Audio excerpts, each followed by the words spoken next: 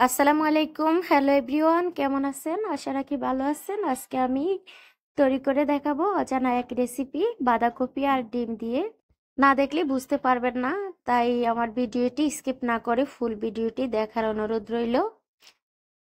এখন আমি বাঁধাকপিটাকে সাইজ করে নেব।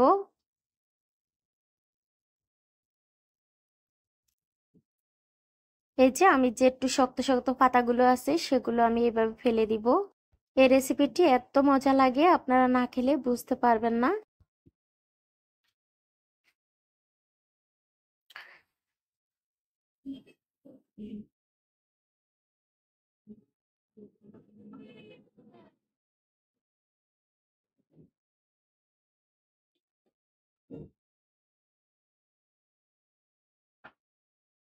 আমি পুরো বাঁধাকপি দিয়ে তৈরি করব না।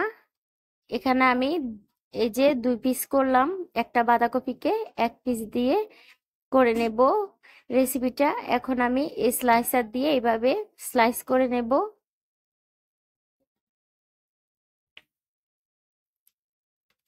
আপনারা চাইলে এই কাজটা কিন্তু দা বা চাকু দিয়ে করতে পারেন।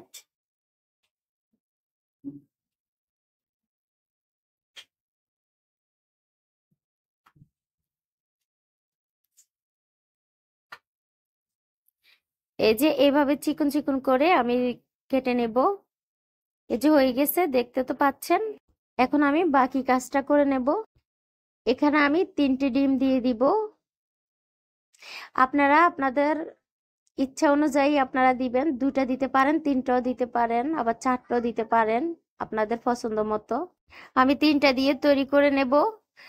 এই যে আমি কুসুমগুলোকে কিন্তু আলাদা করে নিলাম।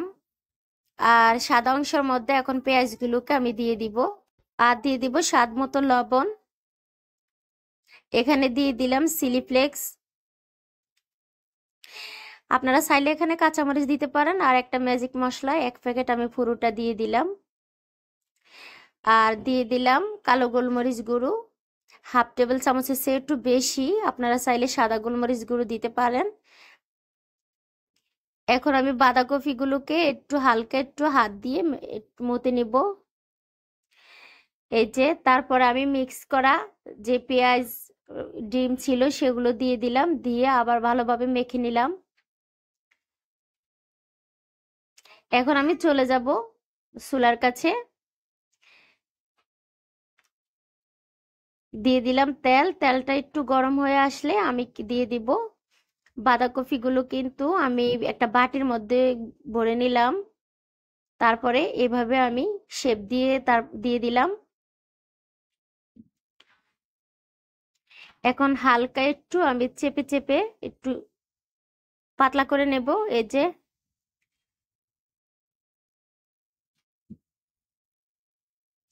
যে কুসুমগুলো রেখেছি সেগুলো আমি 3টার মধ্যে 3টা দিয়ে দিব।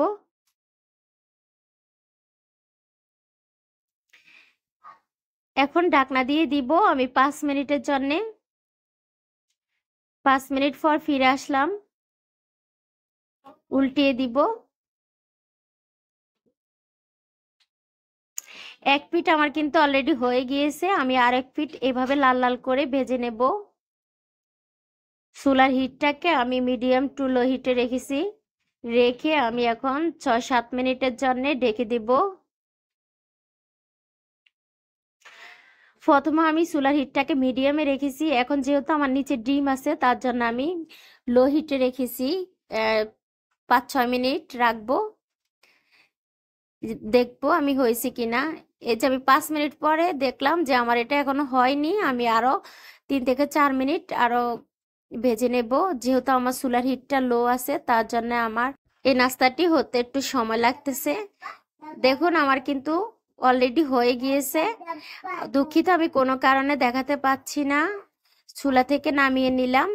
এই যে এই রেসিপিটা আপনারা চাইলে রুটির সাথে বা কোনো পোলাওর সাথে ভাতের সাথেও খেতে পারেন, বা নাস্তা হিসাবেও খেতে পারেন।